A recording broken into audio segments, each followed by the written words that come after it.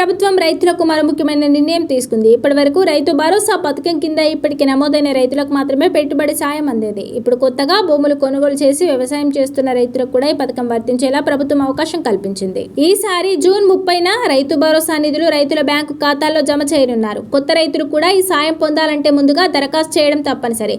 దరఖాస్తు చేయని వారిని లబ్ధిదారుల జాబితాలో చేర్చారు.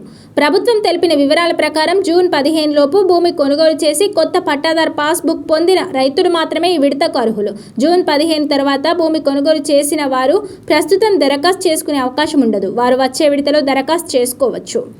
ఇప్పటికే రైతు భరోసా పొందుతున్న రైతులు అదనంగా భూమి కొనుగోలు చేసి ఉంటే మళ్ళీ కొత్త దరఖాస్తు అవసరం లేదు. అయితే తమ భూమి వివరాలను అధికారుల వద్ద నవీకరించుకోవాలి. అలా చేస్తే కొత్తగా కొనుగోలు చేసిన భూమికి కూడా పెట్టుబడి సాయం పొందే అవకాశం ఉంటుంది. కొత్తగా దరఖాస్తు చేసుకునే రైతులు వ్యవసాయ శాఖ కార్యాలయం లేదా గ్రామ సభల ద్వారా దరఖాస్తు ఫారం తీసుకోవాలి. ఫారంతో పాటు కొత్త పట్టాదారు పాస్బుక్ ప్రతులు, ఆధార్ కార్డ్, బ్యాంక్ పాస్బుక్ మొదటి పేజీ జిరాక్స్ ను జత చేసి గ్రామ లేదా మండల వ్యవసాయ అధికారులకు సమర్పించాలి. ప్రభుత్వం ఈసారి ఎకరానికి 6,000 చొప్పున రైతుల ఖాతాలో జమ చేయనుంది. ఈ డబ్బును రైతులు విత్తనాలు, ఎరువులు మరియు ఇతర సాగు అవసరాలకు వినియోగించుకోవచ్చు. రాష్ట్ర వ్యాప్తంగా సుమారు 73 లక్షల మంది రైతులకు ఒకేసారి రైతు భరోసా నిధులు విడుదల చేయాలని ప్రభుత్వం లక్ష్యంగా పెట్టుకుంది.